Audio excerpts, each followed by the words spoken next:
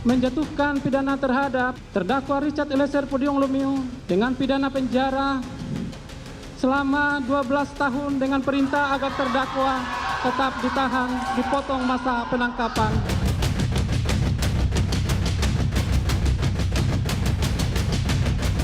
Kita serahkan pada kebijaksanaan hakim sebagai kata pemutus, sebagai wakil Tuhan di dunia, dan kita berharap agar Eliezer bisa mendapatkan haknya sebagai seorang justice collaborator.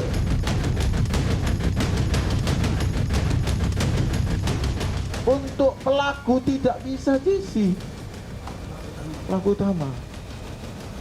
Ini supaya saya luruskan.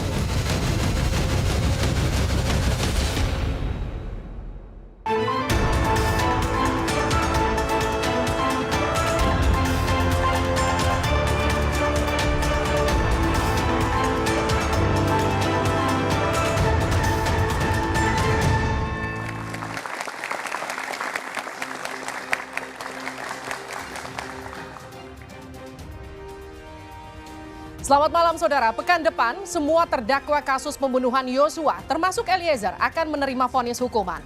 Jelang vonis, Eliezer banjir dukungan. 100 lebih akademisi dan sejumlah lembaga mengirimkan amicus curiae ke pengadilan. Mereka berharap Eliezer mendapatkan keringanan hukuman. Pasalnya Eliezer sudah berkorban dengan menjadi justice kolaborator sehingga kasus pembunuhan Yosua jadi terang. Eliezer juga dianggap hanya menjalankan perintah atasan, tak berniat menghilangkan nyawa orang. Apakah gelombang dukungan ini bisa meringankan hukuman Eliezer? Untuk membahasnya sudah hadir sejumlah narasumber di Studio Dua Arah. Kita sapa satu persatu. Selamat malam Gayus Lumbuun, Prof. Selamat malam Prof. Hakim Agung periode 2011-2018. Selamat datang. Selanjutnya kita sapa Ahmad Sofyan, pakar hukum pidana. Selamat malam. Selamat malam. Selanjutnya Martin Lucas Simanjuntak, kuasa hukum Yosua Huta Barat. Selamat malam. Dan Bung Roni Talapesi, kuasa hukum Richard Eliezer. Selamat malam. Selamat malam, Horas. Dan tentu kehadiran teman-teman mahasiswa semakin menyemarakan Studio Dua Arah. Ada teman-teman mahasiswa dari Universitas Indonesia, Universitas Tarumanegara, Politeknik STMI, Politeknik APP Jakarta, dan UIN Syarif Hidayatullah Jakarta. Saudara, inilah Dua Arah. Bisakah Eliezer divonis ringan? Saya Liviana Cerlisa. Jelang vonis yang bakal dibacakan 15 Februari mendatang, terdakwa Richard Eliezer lagi banjir dukungan. Ratusan akademisi, guru besar, dan dosen dari universitas terkemuka di tanah air bergabung dalam Aliansi Akademisi Indonesia untuk menyatakan diri sebagai sahabat pengadilan atau amicus curiae untuk terdakwa Richard Eliezer. Saya ingin menekankan bahwa posisi justice collaborator dalam kasus yang sangat pelik semacam ini posisi yang sangat kunci dan harus dibela. Tidak mungkin tidak dibela. Dan saya melihat inilah momentum emas buat kita untuk melakukan pencaharian terhadap keadilan substantif. Sebelumnya, Eliezer dituntut 12 tahun penjara oleh jaksa penuntut umum. Tapi tuntutan ini dianggap melukai rasa keadilan karena dinilai ketinggian. Jaksa pun dituduh mengabaikan status Eliezer sebagai justice kolaborator yang direkomendasikan LPSK. Tapi hal ini dibantah.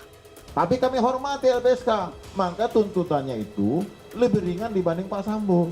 Kalau mungkin LPSK nggak mungkin 12 tahun. Sementara itu mantan Hakim Agung periode 2011 hingga 2018 Gayus Lumbun menilai tuntutan tersebut sudah pantas. Mengenai mana yang lebih berat, mana yang lebih ringan antara penyuruh dan disuruh, acuan saya ada, itu undang-undang. Kalau kita kait dengan dakwaan, didakwalah si pemberi perintah dan penerima perintah melalui pasal 55. Artinya sama-sama bersalah itu. Hukumannya pun sama. Nah, di sisi yang lain yang sama-sama mantan Hakim Agung, Joko Sarwoko punya pandangan berbeda. Hakim Agung periode 2004 hingga 2013 ini mengatakan Eliezer seharusnya dapat keringanan hukuman, bahkan bisa dibebaskan. Karena tanggung jawabnya adalah orang yang memerintahkan. Ya. Dan itu kalau tidak salah dengar, Sambo berulang kali mengatakan bahwa itu semua tanggung jawab saya. Dan begitu dia mengatakan. Lalu alasan yang kedua untuk meringankan itu adalah sebagai whistleblower tadi atau sebagai pengungkap fakta, justice collaborator. Oke. Itu artinya bisa memperingan hukuman terhadap Richard Eliezer? Bahkan sebenarnya malah bisa membebaskan. Bisa membebaskan? Kalau hakimnya mau. Oke. Kalau hakimnya mau, ya. Eliezer menjadi salah satu terdakwa dalam kasus pembunuhan berencana terhadap Yosua. Meski dianggap sebagai eksekutor oleh jaksa, namun Eliezer banyak yang membela karena dia dianggap hanya menjalankan perintah atasan. Selain itu, Eliezer juga dinilai sudah menjadi justice kolaborator yang membuat kasus pembunuhan Yosua menjadi terang benderang. Lalu, bisakah Eliezer dihukum ringan? Saya langsung ke Prof. Gayus Lumbun. Prof, banjir dukungan terhadap Eliezer bisakah kemudian ini mempengaruhi vonis hakim untuk meringankan hukuman? Ya paling tidak kalau hakim menganggap pengajuan amicus curiae ini sebagai fakta yang benar, tentunya akan bisa meringankan. Karena itu memang diatur di undang-undang mengenai LPSK tentang bagaimana seorang justice collaborator itu mendapat keringanan. Tetapi yang saya ingin katakan adalah lembaga peradilan ini kan tidak saja semata-mata memperhatikan apa yang disebut sebagai amicus curiae yang terdiri dari beberapa tokoh dari akademisi. Tetapi ada ketentuan-ketentuannya. Oleh karena itu kalau saya mengartikan apa itu amicus curiae itu adalah di negara common law adalah whistleblower, orang meniup peluit yang tidak berkaitan dengan perkara itu. Nah ini dihormati karena ini netral sebenarnya. Tetapi apa yang dikehendaki itu kan ada ukurannya. Ukurannya apa? Kalau ada social justice itu ada legal justice. Ada justice yang diatur undang-undang. Apa itu? Apa yang diutarakan disampaikan oleh para pemohon sebagai whistleblower ini kan bagi hakim ada 3 pendekatan yang simpel sekali. Yang pertama, hakim itu mempunyai kewajiban untuk mempertimbangkan kebenaran. 3 kebenaran.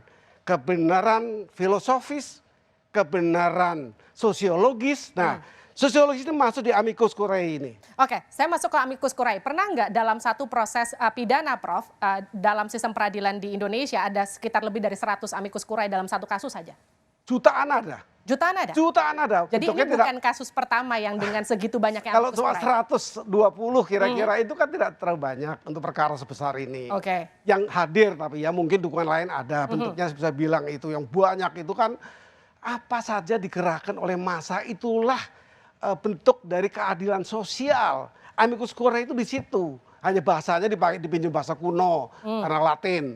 Bahasa itu adalah peluit, peniup peluit supaya orang tahu. Nah, saya akan tambahkan tadi baru 2.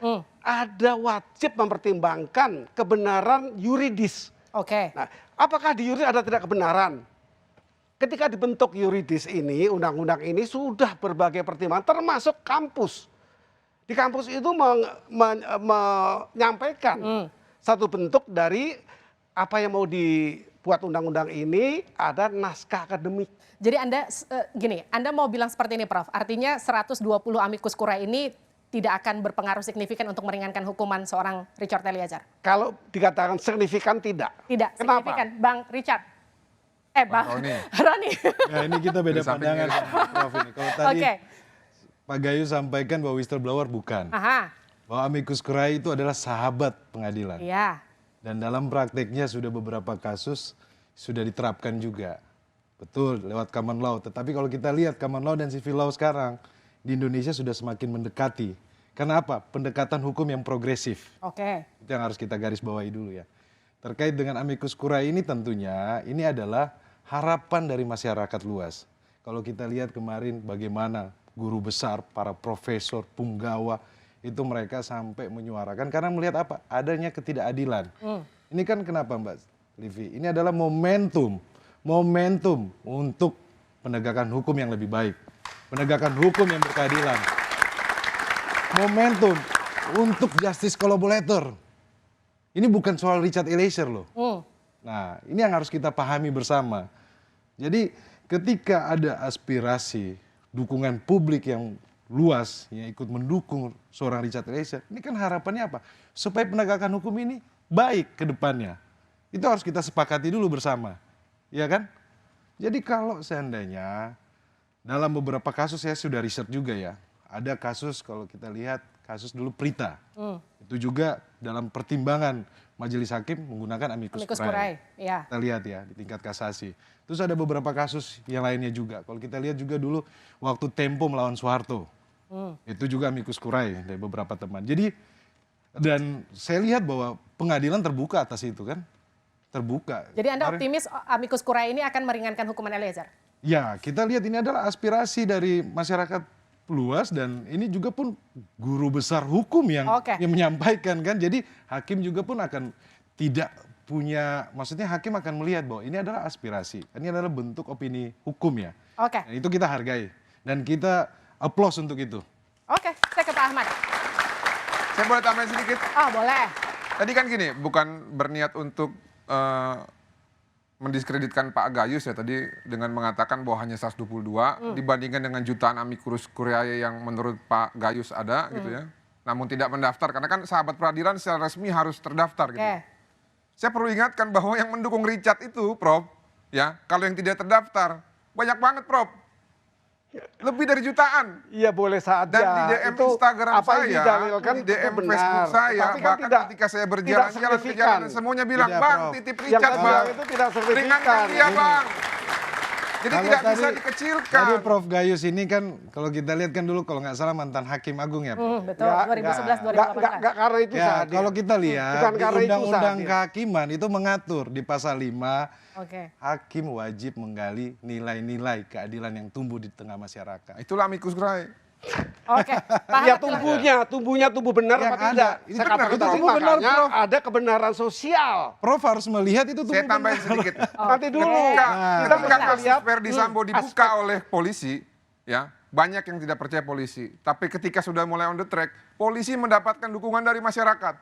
Lalu ketika pada saat dilimpahkan kepada jaksa, jaksa mendapatkan dukungan dari masyarakat. Tapi ketika jaksa membuat tuntutan dan tidak memberikan rasa keadilan, rakyatnya bilang, ini kok tidak sesuai dengan rasa keadilan yang tumbuh di masyarakat. Makanya dari situ supaya hakim hukum bisa itu jangan mempertimbangkan, ditekan-tekan ya. Oke. makanya Itu mereka jangan didesak-desak. jangan menjadi amicus Jangan curiae, Prof. dikeroyok-keroyok. Tidak ada Hakim yang itu keroyok. ada keadilan Prof, hakim. itu Bukan, pendapat itu rasa Profesor. keadilan yang Jangan tumbuh di debut Itu masyarakat. Oke, pendapat tepuk tangan dulu. Pak Gayus. Oke, Pak sekarang saya ke... Gayus, sebentar. yang Tahan seharusnya dulu. mantan hakim itu melihat secara luas. Baik, sekarang tidak saya bisa ke melihat Pak dari Saya satu hadir sisi. tidak Tidak mengaku bisa saya Bapak Gayus. Gayus. Saya Tepuk tangan Gayus. dulu.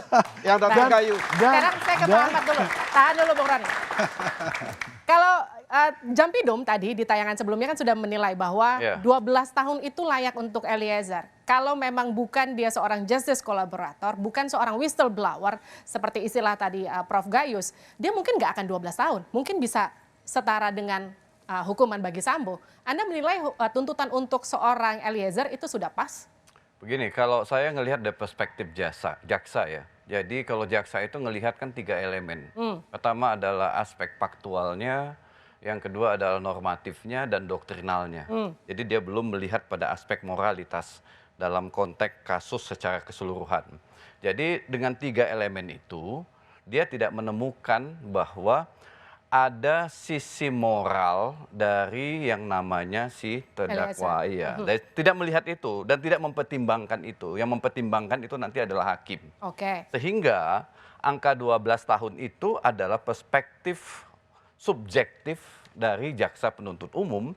Kalau kita baca kesimpulannya dari halaman 845 atau 846 ya.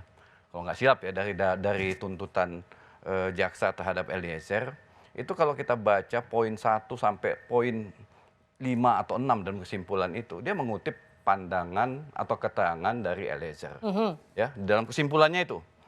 Kemudian di dalam alasan yang meringankan, dia menyatakan juga bahwa Eliezer adalah orang yang membantu, yang melakukan pembunuhan tapi juga membantu dalam mengungkap kasus itu.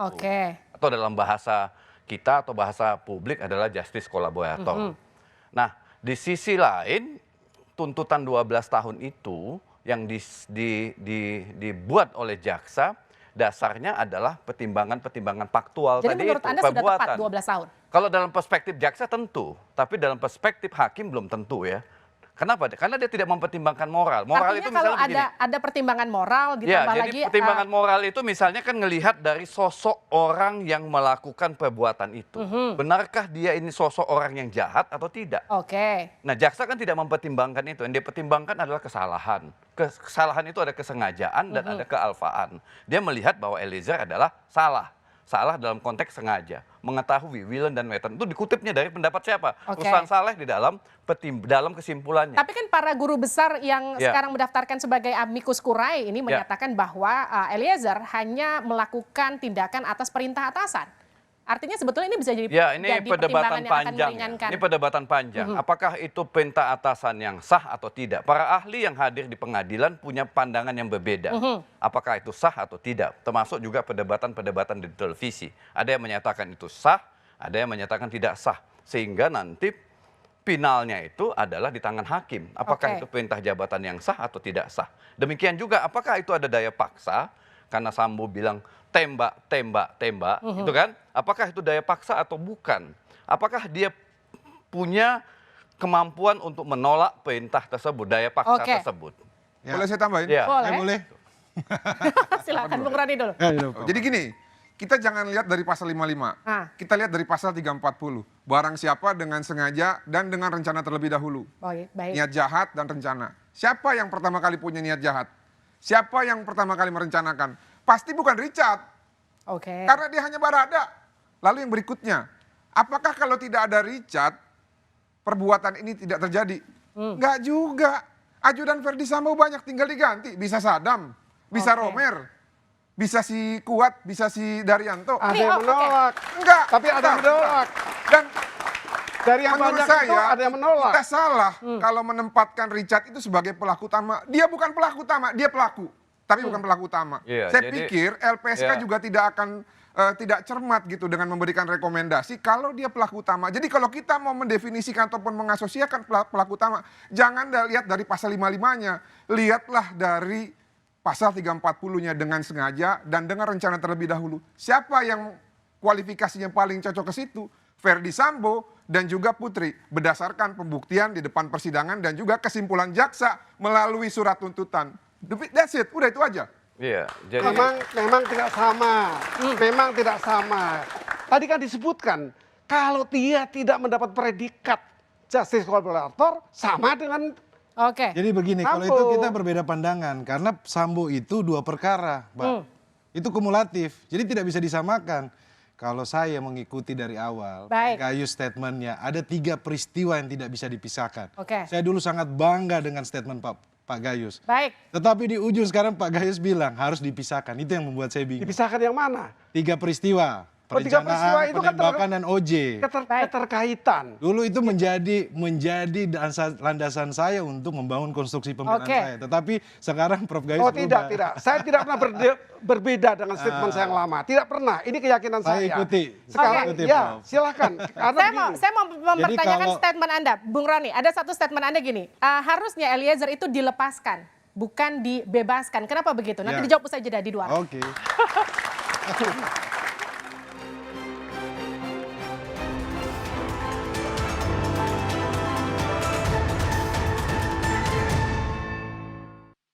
Jadi kami sudah berikan status sebagai justice collaborator, ya. Dengan status itu tentu soal pemisahan tahanan, soal nanti pemisahan pemberkasan itu menjadi bagian yang menjadi perhatian dari penyidik dalam proses penyidikannya. Bahwa RE ini JC secara formal belum ada penetapan, namun kerja LPSK sudah ada melindungi, itu bagus.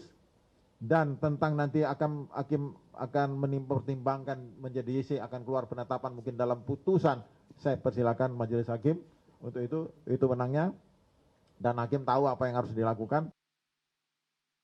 Anda kembali bersama kami di Dua Arah. Bisakah Eliezer dihukum ringan dari 12 tahun tuntutan oleh jaksa penuntut umum? Saya ke Bung Roni lagi tadi pertanyaannya, kenapa Anda mengeluarkan diksi justru lepaskan bukan bebaskan? Ya, kalau kita lihat kan berdasarkan fakta persidangan, Mbak Livi, bahwa Richard Eliezer sudah mengakui perbuatannya.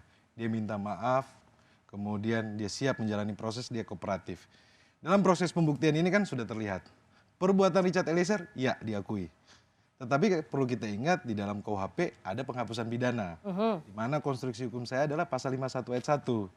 Di situ jelas terkait dengan perintah. Fakta persidangan sudah menjelaskan secara de jure, de facto Richard Eliezer bertugas, ada surat dinas, kemudian secara de facto Richard Eliezer dikuasai oleh Verdi Sambo.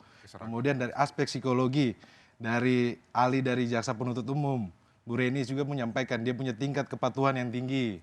Itu sudah terpapar dan saya pikir semuanya sudah mengetahui ya. Jadi terkait dengan arah pembelaan kami ini sudah jelas. Jadi kami meminta di dalam petitumnya adalah lepas, onslah. Perbuatannya diakui tetapi kita ingat ada penghapusan pidana. Prof, mungkinkah begitu, Prof? Semua sangat mungkin. Lepas, bebas, dihukum berat, itu mungkin. Sangat mungkin. Semua tidak bisa ditafsirkan dengan matematika. Bahwa karena berapa tahun ancamannya, tidak bisa. Hakim punya pandangan kebenaran hakim secara adil. Jadi meskipun tuntutannya 12 tahun, maaf saya potong ya Prof. Dari 12 tahun tuntutan jaksa, mungkinkah hakim kemudian memutuskan dengan mempertimbangkan fakta yang terjadi, kemudian dengan segala hasil persidangan, dia kemudian memutus bebas? Saya mencontohkan yang sudah terjadi. Bahwa justice kolaborator itu banyak ditolak oleh hakim. Ya. Ini kan kita melakukan satu transplantasi hukum namanya. Dari Amerika Serikat, common law system kepada Indonesia. Jumlah kasusnya baru 200-an sebagian besar tipikor. Memang tipikor, di sana tipikor. Artinya apa? Tujuan utama dari undang-undang dibentuk ini untuk mengembalikan kerugian negara. Mengejar kemana dilakukan korupsi itu. Jadi Prof mau ngomong ini belum tentu diterima. Saya koreksi. Kalau riset saya itu ada 2.000 kasus Prof. Dari 2011. Itu ada 2.000 kasus. Ada kasus tipikor, ada kasus pidana umum. Kemudian ada kasus narkotika. Jaksa paling banyak menggunakan kasus narkotika untuk GC. Saya punya data, saya riset. Boleh saya lengkapi? Jadi itu kita koreksi. Saya praktek, Anda riset saya praktek ya. Jadi nggak bisa, kita kan berdasarkan fakta, Pak. Data. Kita berbeda dari apapun. Harus berdasarkan data. Berbeda apapun saya ladeni. Ya, saya siap untuk menghadapi apapun ya. Silakan dilanjut dulu. Oke, Prof. Saya lengkapi gini, tadi kan Prof Gayus mengatakan peluang lepas, peluang bebas, peluang dihukum berat, semua terbuka dengan lebar. Tapi Prof lupa satu, peluang dihukum ringan. Nah ini sesuai dengan keinginan keluarga. Sesuai dengan landasan yuridis pasal 10A Undang-Undang 31 tahun 2014 mengenai LPSK. Nah ya sudah, apalagi yang mesti kita perdebatkan? Ada undang-undangnya, ada pasalnya, ada juga ketentuan di dalam KUHP ya yang mengatakan apabila ada undang-undang baru maka digunakan yang lebih menguntungkan kepada terdakwa. Nah, permaafan dari keluarga sudah diberikan di depan persidangan oleh Richard. Oleh karena itu terbuka peluang besar supaya Richard ini divonis lebih ringan daripada terdakwa yang lain. Makanya saya bilang, kalaupun lepas nggak bisa, kan ada masa tahanannya. Contoh, 180 hari. Ya sudah, vonis saja 180 hari dengan perintah langsung dibebaskan. Itu juga bisa. Kalau saya gini ya.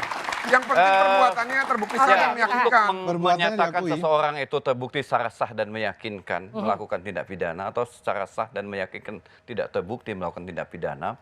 Yang dilihat itu kan bukan hanya perbuatan dan kesalahan.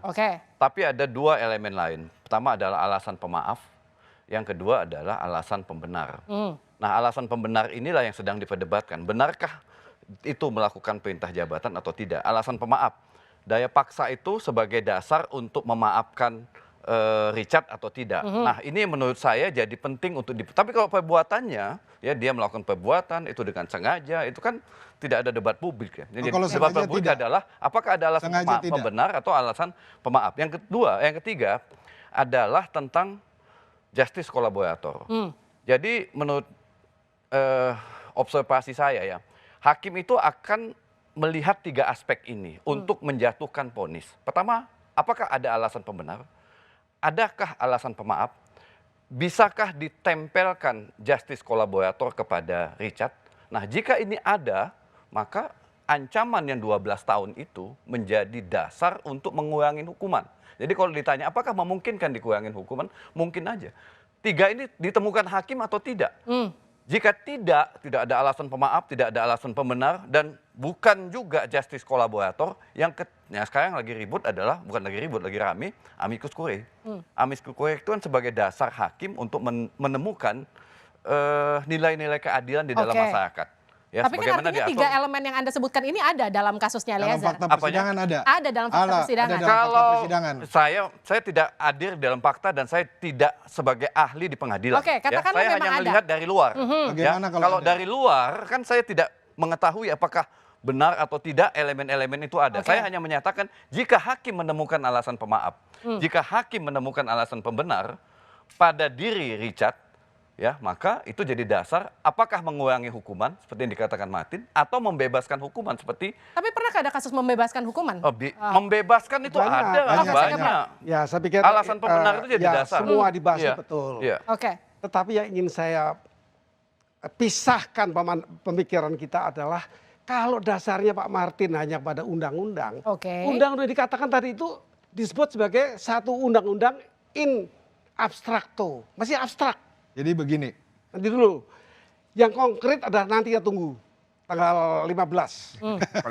Kita tunggu itu yang konkret. Betul. Itu yang konkret. Ini kan perdebatan yang pepesan kosong, masih abstrak. Karena hukum yang dipakai pun masih abstrak. Dalam itu tuntutan kita punya pledoi. Dalam pledoi jaksa menjawab dalam replik. Replik itu jaksa menjelaskan bahwa saya tidak punya kepentingan karena saya bukan pembela. Jadi saya tidak kadang-kadang punya kita kepentingan bingung, karena saya tidak ada terkait yang sedikit mau pun. ada yang mau supaya Richard Eliezer hukumannya tinggi. Ini yang buat kita bingung. Kenapa? Karena gitu kan kita punya kepentingan nih. Kita kan sebagai pelapor dan masyarakat dan juga amikus curiae juga kepentingan terhadap apa? Terhadap rasa keadilan. Jadi penting. Semua pihak kita punya kepentingan di sini. Bukan cuma social justice. Ya, tapi jadi betul. kalau ada pihak yang mau Richard dituntut tinggi dan dihukum tinggi, ini yang tapi keadilan itu abstrak loh.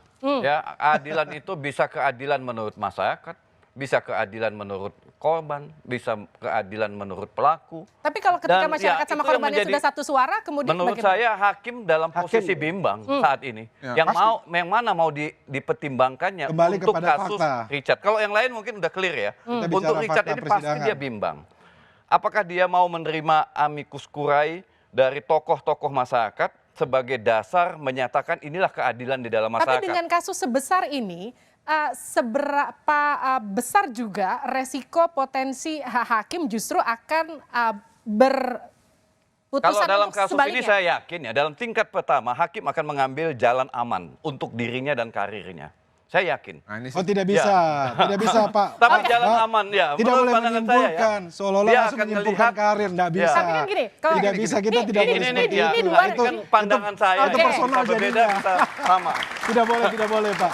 Itu masalah karir saya kira itu bukan masalah karir juga. Ini kan masalah rasa keadilan. Rasa keadilan. Hakim juga punya hati nurani. Dan juga ada landasan yuridisnya. Jadi bukan masalah karir saya pikir ini masa depan bangsa ke depan. Dan yang peduli bukan hanya hakim, tapi juga masyarakat dan juga keluarga korban. Ditentukan oleh seberapa kuat dia menangkap keadilan dalam masyarakat. Karir itu adalah bicara internal. Kita tidak bicara dalam ruangan terbuka dalam seperti ini. Dalam konteks putusan karir juga menentukan. Sekarang gini, kita harus hormati hakim. Dalam persidangan ketika jaksa membacakan tuntutannya, di situ juga, koreksi saya kalau salah Bung Roni ya, jaksa sempat menyatakan bahwa Eliezer tidak bisa jadi JC karena juga dianggap sebagai pelaku utama. Iya, di dalam... Nanti dijawab saja dari dua. Oke.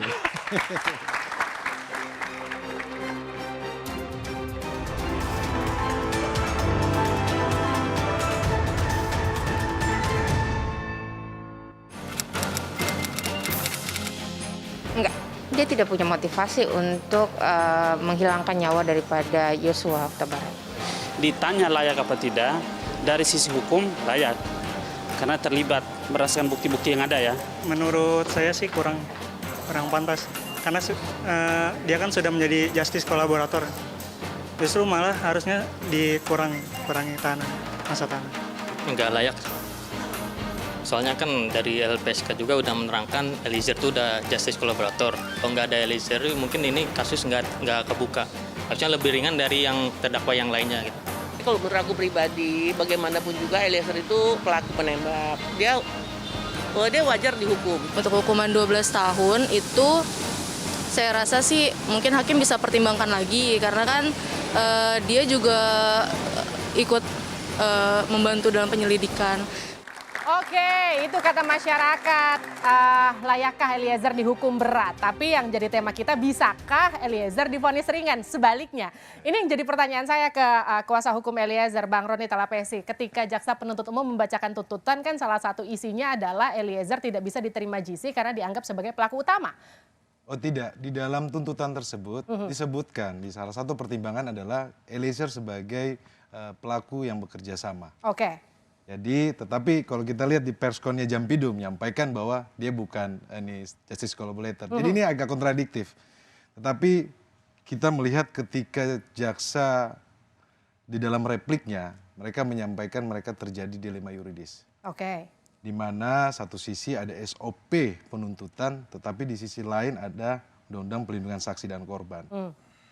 Nah, di situ disampaikan di dalam replik perlu kajian yang lebih mendalam. Nah, di sini di duplik juga pun kita menjawab bahwa dalam kajian tersebut harusnya di dalam ruang studi atau akademisi, tetapi ini kan kita harus hargai terkait dengan proses penegakan hukum dan nasib seorang pemuda, Richard Eliezer. Tetapi yang kita lihat di sini, Mbak, bahwa ketika jaksa menyampaikan ada dilema yuridis, ini menunjukkan bahwa jaksa juga pun mengakui, mereka jujur mengatakan bahwa mereka pun dilema terhadap angka 12 tahun tersebut. Jadi menurut Anda jaksa pun sebetulnya masih berat hati memutuskan 12 tahun untuk seorang Eliezer? Di dalam replik tersebut disebutkan. Dan juga kalau kita lihat, dan kita menghormati atas kejujuran dari jaksa penuntut umum. Oke, Prof. Ketika kemudian ini ada dilema yuridis yang kemudian jadi pertimbangan jaksa, ini juga kemudian akan jadi masuk pertimbangan hakim nanti? Atau seperti apa? Yang penting begini ya, akan memberatkan atau justru meringankan atau justru memberatkan ya, dibalik ya. Sangat mungkin diringankan. Karena banyak hal-hal dilakukan sesuai dengan apa yang disampaikan. Tetapi keringanan ini jangan dijadikan ke publik suatu ekspektasi, harapan yang besar, jangan. Kenapa? Karena banyak juga ditolak JC itu ternyata. Nah ini juga perhatian kita ya. Saya bukan lawyer, saya bukan pembelanya. Saya nggak terikat dengan apapun. Tidak, Prof. Itu kita riset, Prof. Apa? Kita riset, kita Silahkan. bicara data. Kita Mau bicara riset data. atau mau Jadi penelitian. JC banyak diterima juga. Iya, iya. Salah kalau Boleh profesor saja. sampaikan bahwa JC tidak diterima. Ya, saya boleh. punya data. Saya tidak mengatakan itu. Bukan saya mengatakan bahwa Tadi Prof baru sampaikan itu. Oh, kapan? Bisa tidak diterima. Contohnya banyak. Bukan ini bisa nggak diterima. Boleh saya tambahkan? Bisa. Oke. Kata bisa itu tolong dicatat, jangan terus emosinya tinggi. Tidak, saya tidak emosi, Prof. Saya diskusi. Ini kan diskusi Saya rasional, Prof. mengatakan bisa tidak diterima. Apa Anda yakin pasti diterima? Kita harus lihat bahwa ini adalah amanat undang-undang. Yakin boleh. Amanat undang-undang Tapi yang jangan sudah memberikan dibahas oleh ekspektasi pemerintah yang dan luas di disahkan masyarakat. oleh DPR. Dan kita Jangan. harus hormati itu, Prof. Kasihan masyarakat. Ini mengenai momentum perbaikan hukum di Indonesia dan momentum memperjuangkan justice collaborator. Kalau ini dibebaskan, Anda yakin tidak melanggar Saya keadilan? tidak bicara bebas, tapi ini ada bicara aspirasi dari masyarakat Anda luas, mesti Prof. lihat semua sisi. Tadi ada Profesor ngajarin saya. sebagai mantan hakim harusnya melihat Nah, dari sisi yang lebih luas Saya lagi. ulangi bahwa saya berdiri bukan seperti mantan hakim yang lain. Saya Gayus yang berdiri. Ya keilmuan saya yang saya sumbangkan untuk Anda bisa berpikir ulang. Jangan terlalu ekspektasi besar kepada masyarakat. Memberi harapan, jangan. Kasihan publik seperti itu. Jadi kalau nggak tahu. aspirasi Oke. masyarakat ini berdasarkan Karena diskusi begini, yang panjang, ini bukan ukuran intervensi. JC itu Dalam adalah persidangan sudah terbuka. manfaat, ya. Persidangan ini Kalau transparan. ini diadopsi dari Masyarakat tipikor, menilai bahwa itu maka tadi kan Richard wajib. hasil tipikor itu yang betul mengambil uang negara. Oke. Ketika dia adopsi kepada hukum pidana umum, sama ukurannya manfaat. Sebesar apa manfaat seseorang ini memegang peran sebagai JC. Saya ke Pak Saya Ahmad. tambahin sedikit gini. Tadi Sebentar, karena Bang berbicara Mario. mengenai manfaat. Oke. Manfaatnya juga apa untuk menghukum berat Richard? Karena keluarga korban yang menjadi korban langsung juga sudah memaafkan dan meminta diringankan. Oke. Bentar, Pak Ahmad. Pandangan korban memaafkan, Ya. kalau itu semua diterapkan, korban dia meminta, memaafkan udah dan meminta, Prof. dibebaskan. Paling ringan. Wah, bukan bebas, alangkah. bukan bebas. Iya. Ini Meminta yang kan paling pemindahan ringan. seseorang ini harus Kalau melihatkan aspek korban- keadilan, kepastian, Makanya dan tadi, kemanfaatan belum hukum. pernah ada Kemanfaatan hukumnya di mana? lagi manfaatnya dihukum berat Jadi ketika ketika- keluarga korban Tadi memberikan ditanya manfaat. Kemanfaatan hukum yang harus kita manfaatnya apa perhatikan. kalau dihukum berat? Ya, Nah dia eksekutor. Tidak bisa, Dia Prof. menembak. Itu fakta persidangan tidak seperti itu. Siapa bilang? Profesor, menembak. tidak seperti itu, Pak. Menembak. Yang menembak mematikan adalah Verdi Sambo. Dalam fakta persidangan tidak pernah ada namanya eksekutor. Mematikan. Saya hormati Prof, tapi tolong Prof. Sebagai pengamat netral. Sebagai pengamat tolong netral, Prof. Baik, Pak Ahmad silakan. Ya, oke, saya menikmati perdebatan ini. Iya. Jadi gimana? Iya, karena itu saya tidak ada dalam posisi apakah ada garansi bahwa Richard akan diringankan atau diberatkan, kan tidak ada garansi. Ya, tidak ada garansi. Ini kan hanya analisis. Tapi kemudian sekarang gini, maaf saya potong ya. Sekarang kan posisi GC ini kan sangat jadi sorotan masyarakat. Ketika kemudian vonis hakim ini berat terhadap Richard Eliezer, ini kemudian akan jadi pertanyaan, kenapa kok divonis berat, percuma dong jadi GC? Ya, ada GC yang divonis ringan, ada GC yang divonis berat. Ada loh, dalam praktek hukum di Indonesia. Kadang di tingkat pertama ringan, tapi di Mahkamah Agung dianulir putusan itu. Jadi kalau GC yang divonis berat itu karena dia terbukti bahwa dia pelaku utama. Jadi tidak ada dasar yang kuat bagi hukum dalam sistem peradilan pidana di Indonesia. GC itu dijadikan sebagai alasan yang meringankan. Tidak ada. Undang-undang dalam sistem peradilan pidana ya. Perintah undang-undang loh. Sistem peradilan pidana itu maksudnya itu perintah bukan undang-undang loh. hanya ya. Kalau kita bicara sistem peradilan pidana, bukan hanya undang-undang LPSK, tapi juga KUHAP. Undang-undang kehakiman juga di pasal 5 menjelaskan kan? Undang-undang LPSK Undang-undang hanya salah kehakiman satu. juga pun mengatur. Ya, jadi ada undang-undang pokok kekuasaan kehakiman, di mana? ada Di mana? undang-undang Mahkamah Agung, Pak ada Sofyan, KUHAP. di mana? Dan dalam Spesifiknya di sumber mana? hukum kita juga ada Pak putusan. Sofyan, spesifiknya di mana? Spesifiknya di mana? Tolong jelaskan kepada saya. Spesifiknya di mana, Salah satu sumber hukum di Pak Indonesia Sofyan, itu adalah spesifiknya di mana? Bukan hanya undang-undang. Yang boleh jurisprudensi itu bukan sumber hukum jurisprudensi di Indonesia itu beda-beda. Yang boleh kita harus lihat dong spesialisnya yang boleh dong. Sudah diatur di Undang-Undang Perlindungan Saksi itu tidak Korban. hanya LPSK. Jaksa boleh. Oke. Ya. Penyidik boleh. Artinya dalam hal ini udah disuarakan, dan saya juga ingin menyuarakan. Semestinya Indonesia mempunyai lembaga khusus dengan semua independensinya untuk memberikan kepatutan dengan semua sisi pandangan bahwa orang ini patut menjadi JC sehingga hakim sepakat. Sudah ada. LPSK itu di bawah presiden langsung, Pak. Saya sangat tahu untuk itu, tapi saya ingin mengharapkan karena ada 3. Ya betul LPSK, tapi 3-tiganya bisa. LPSK itu lahir dari buah reformasi dan kita harus hormati dan harus kita hargai bersama. Selalu itu adalah buah reformasi. Kalau mengaitkan keroyokan orang, jangan begitu. Ini di otak kita yang bisa berpikir, bukan banyaknya orang. Tidak ada keroyokan, Pak. Ini diskusi rasional. Ini fakta bahwa yang dicangkokkan itu ke undang-undang LPSK. MA pernah buat SEMA. Oke. Nah, artinya apa? Itu semua lembaga-lembaga yang tidak fokus satu pekerjaan atau tugas untuk menempatkan seseorang itu bisa menjadi JC. Sehingga tadi bisa diuraikan, apakah Eliezer patut nggak jadi JC? Seperti itu kan, dia itu penembak. Saya nggak bilang nembak mati ya, jangan tuduh saya selalu begitu. Ya tadi Prof bilang eksekutor, makanya saya keberatan. Eksekutor. Tidak, Prof. Fakta persidangan tidak seperti itu, Prof. Itu cuma aja ada di tuntutan. Di dakwaan tidak pernah menyebutkan Richard Eliezer sebagai eksekutor. Tapi kenapa di dalam tuntutan ada eksekutor? Itu jadi pertanyaan kami. Terserah. Nyatanya seperti itu. Publik udah dengar kok, makanya itu eksekutor. Tadi nggak dengar seperti itu, Prof. Kita bicara sama-sama. Ada tolong, Prof. Kalau profesor harusnya netral. Ini pertanyaan saya lagi ke Bung Roni. Bung Roni, ketika dulu sebelum tuntutan jaksa, Anda yakin Eliezer itu akan dituntut ringan? Dan sekarang keyakinannya muncul lagi, vonis hakim akan meringankan Eliezer.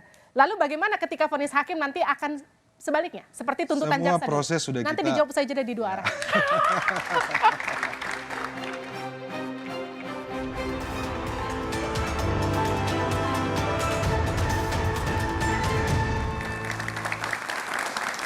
Anda kembali bersama kami di 2 arah. Saudara, bisakah Eliezer divonis ringan? Saya ke Roni Talapesi. Bung Roni, ketika dulu sebelum tuntutan jaksa penuntut umum dibacakan, Anda punya keyakinan JPU akan menuntut Eliezer ringan. Sekarang keyakinan yang sama muncul sebelum vonis hakim. Bagaimana ketika vonis hakim juga justru mematahkan keyakinan Anda dengan vonis berat untuk Eliezer? Mbak Livi, kita harus selalu optimis bahwa penegakan hukum ke Indonesia semakin hari semakin baik. Penegakan hukum yang berkeadilan, penegakan hukum yang ada juga untuk orang kecil. Wong cilik.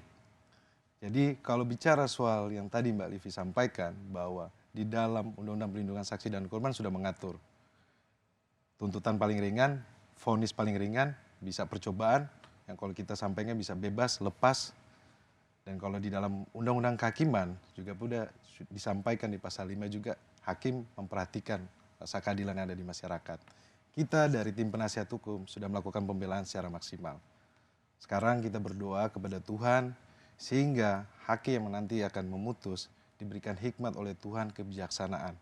Sehingga apa? Richard Eliezer bisa mendapatkan keadilan. Oke, tepuk tangan untuk wanita. Sedikit.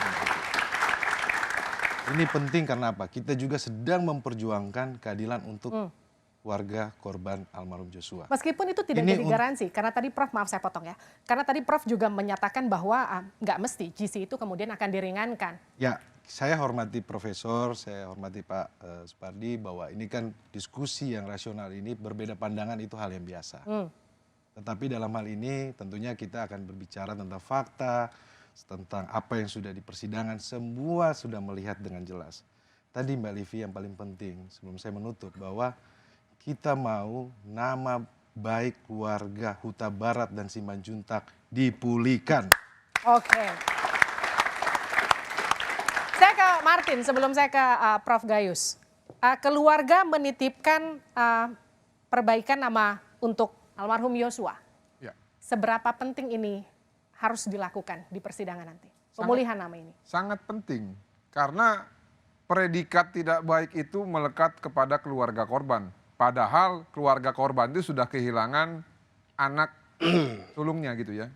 Nah oleh karena itu sangat penting bahwa nanti ini putusan ini ya bisa memberikan selain rasa keadilan dan juga pemulihan harkat dan martabat. Dan yang membantu keluarga siapa? Richard Eliezer. Karena sulit untuk membuktikan pembunuhan berencana hanya berdasarkan bukti saintifik yang katanya apa tuh scientific crime investigation system itu ya. Karena faktanya gini Mbak Livi, kita balik lagi ke tanggal 5 Agustus ketika Richard Eliezer ditetapkan sebagai tersangka dengan hanya satu pasal 338 dengan ketentuannya itu adalah tembak menembak. Richard itu bisa saja memilih dia diam dan menerima uang Verdi Sambo yang kalau menurut rekan saya 5M atau 10M itu ya. Apa nggak kenyang itu Richard? Apa nggak menderita dia seperti sekarang dituntut 12 tahun gitu? Apa nggak tambah menderita dia kalau misalkan dia kemarin nggak ngambil ya? Dia dimusuhi oleh bosnya, bahkan sempat saya dengar keluarganya juga mau diculik gitu ya, dalam tanda petik diamankan. Oleh karena itu, karena dia sudah berkorban, dia memilih jalan yang lebih sulit dengan membuka kasus ini dan menerangkan bahwa kejadiannya bukan tembak-menembak, melainkan pembunuhan berencana sehingga bisa menyeret Verdi Sambo, istrinya dan juga Kuat dan Ricky. Nah ini kan perlu diapresiasi. Makanya saya bilang tadi, kalau tugasnya ataupun tujuannya untuk memberatkan, saya pikir ini tidak memenuhi kepastian hukum, kemanfaatan dan juga keadilan. Karena kenapa? Keluarga korban sendiri juga meminta Richard diringankan. Terus manfaatnya apalagi kalau dihukum berat? Oke, pertanyaannya bukan manfaatnya apalagi ketika Richard itu dihukum berat. Saya bertanya ini ke Prof Gayus. Menurut Anda Prof, layak nggak Richard Eliezer ini dihukum ringan? Kalau nanti saya bilang layak atau saya bilang tidak, nanti dibaca aja nanti di Kompas TV apa komentar masyarakat. Ya, saya sering mengatakan, saya direndahkan tapi tidak akan menjadi sampah. Anda sebagai saya tidak hanya sebagai pakar hukum pidana, tapi juga mantan hakim, Anda punya background yang luar biasa. Ya tidak, saya akan memberikan pandangan saya secara apa yang saya yakini. Oke, apa yang Anda yakini? Begini, boleh saja aliansi apapun, jangankan baru 120, ribuan sekalipun. Kalau harapan mereka itu hanya kepada social justice. Itu kan tidak mungkin, nanti hukum kita seperti apa? Nanti hukum kita dilemparkan nanti ke publik, ke pasar-pasar, mari kita hukum dengan cara apa? Teriak semua. Tidak begitu. Hukum kita itu ada keseimbangan. Bukan itu tidak bermanfaat, nanti pelintir. Saya tidak mengatakan tidak bermanfaat. Sangat bermanfaat. Tetapi kesebandingannya seperti mata uang, koin yang dua sisi. Yang satu adalah legal justice, aturan hukum. Tadi kalau dipersoalkan, dia nembak atas perintah. Nah, disampaikan juga oleh ahli tadi, perintah yang mana? Perintah sah apa tidak? Yang mempunyai kompetensi apa tidak? Ini persoalan hukum. Ini diatur, jadi diatur dengan etika. Baik. Apakah etika nggak ada aturannya? Ada. Perpol, Perkap mengatur tidak boleh perintah yang melanggar. Terkait Perkap. Tepuk tangan dulu untuk Prof Gayus. Saya ke Pak Ahmad. Ya, kalau saya gini ya, di Indonesia dalam sistem peradilan pidana kita tidak ada mekanisme dalam undang-undang kita bagaimana menggali nilai-nilai keadilan di dalam masyarakat. Oke, tapi bagaimana jika tekanan publiknya begitu besar? Karena itu, jadi apakah publik yang menyampaikan pandangannya melalui amicus curiae tadi itu yang kita ambil tadi saat dikatakan Prof dari common law itu adalah cara yang terbaik dalam menggali nilai-nilai keadilan dalam masyarakat, atau ada cara lain yang dilihat oleh hakim. Nah, karena itu menurut saya oke, amicus curiae ada. Nah, apakah itu jadi panduan bagi hakim untuk menggali nilai keadilan atau tidak? Karena itu hakim kan tidak boleh mendapat tekanan publik ya. Tidak boleh menurut saya. Jadi hakim itu harus netral dalam mengambil keputusan. Sumbernya jelas ya. Bahan hukumnya jelas. Dari dakwaan, dari eksepsi, dari putusan sela, dari pledoi, dari alat-alat bukti yang disajikan di pengadilan, barang bukti dan itu bukan semuanya. tekanan publik loh, Mbak. Ya kan? Kalau kita adalah sahabat pengadilannya. Datang ke yang kedua, pengadilan mereka sering diminta untuk harus adalah mati atau harus itu bebas. kan kepastian salah loh ini. Ya, jadi itu kan kepastian namanya hukum. sahabat pengadilan Tidak terlalu boleh. lama. Itu bukan Bilang tekanan publik. Keluarga pengadilan juga Itu boleh. sering Tetapi keluarga mereka juga punya diajak untuk bahasan. diskusi, menyusun Jadi nggak mungkin juga bagaimana sudut pandang keadilan itu hanya sebatas pada amicus curiae. Nggak mungkin. Ya jelas social justice. ini harus kita Itu yang tepat. luruskan. Sahabat Jangan seperti ini teman atau tekanan keluarga publik itu loh. kan Enggak lah. tempatnya Ini hasil sendiri menyebut diskusi. namanya Ini itu. namanya social movement. Baik. Timbul dari bawah ke atas. Oke, tepuk tangan untuk semua narasumber saya pada malam hari ini. Tapi drama kasus pembunuhan berencana terhadap Yosua itu memang akan segera paripurna. Entah ini klimaks atau anti klimaks nanti tergantung bagaimana hakim di 15 Februari khusus untuk Richard Eliezer. Majelis hakim itu akan memutus hukumannya untuk para terdakwa. Kita semua berharap putusan majelis hakim ini akan memenuhi rasa keadilan di tengah masyarakat. Tak hanya keadilan yuridis, tapi juga keadilan sosiologis. Saya Liviana Cerlisa, kita jumpa lagi minggu depan di Dua Arah. Sampai jumpa.